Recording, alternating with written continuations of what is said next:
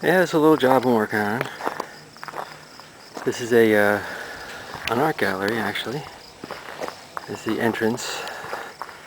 The gallery is upstairs in that area, and there's a huge public space in the main part of the barn here, which the owners are going to use for concerts and theaters and whatnot, and as theatrical performances.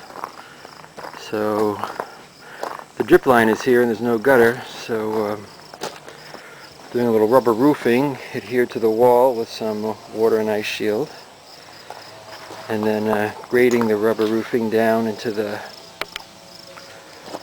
a trench that at the bottom of it has some drainage tile, and that's covered with gravel, and that runs down here. You can see the drainage tile coming out of the wall over here. So there's the drainage tile. Originally it was just this little square wall at the end here. I'm backing up over rocks. But then from the drainage tile over the wall is new. In fact, I've laid that mostly all today.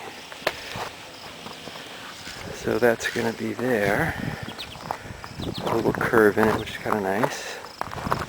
And so the rubber roofing will run up the back of the wall. And then some landscape fabric will be put over the gravel. And then we'll top it with some beautiful topsoil. And under the drip line, some round river stone. So I'll take another shot as we get closer to completion. But this is some of what I do. One of my many jobs here on the Great North Coast. This is the client's little tractor. It's really fun. And they bring my gravel over with it. Got this little wagon. It's kind of cool.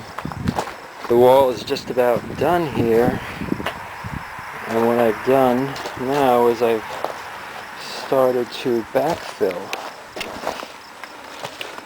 As you can see, I put some hardware cloth, some landscape cloth down over the gravel, and then I'm holding the rubber roofing against the stone wall with gravel.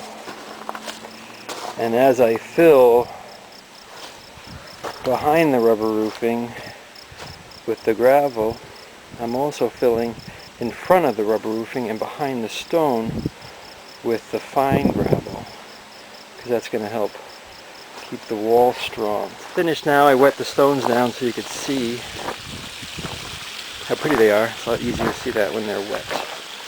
And wet it down to settle the gravel in to the back, because the water kind of gets it grounded and gets it set in there. So there's the wall. There's the whole job. The only thing that's going to make it look any better is topsoil and petunias. So there you go. More to come.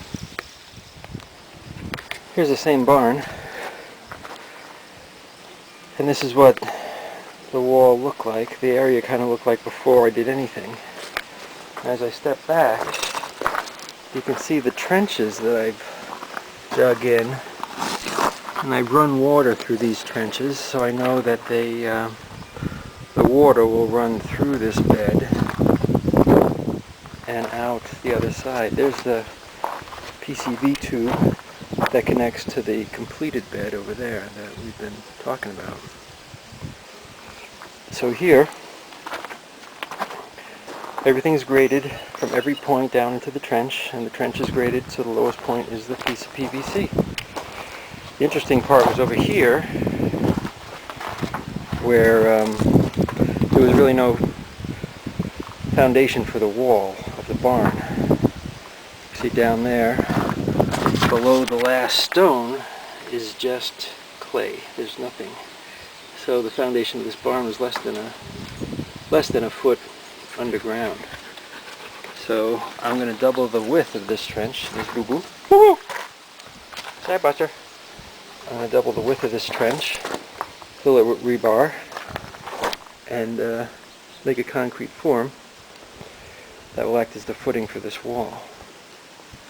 So there we are. So then it'll be 2 beds drained to one point. Okay, that hose has been running there for probably 5 minutes. There's a bit of a puddle in the bottom, especially on this end down here. But the sweet sign of success is here, where we have drainage. How sweet it is. Now it can be beautiful and functional. Okay, I'll stop now.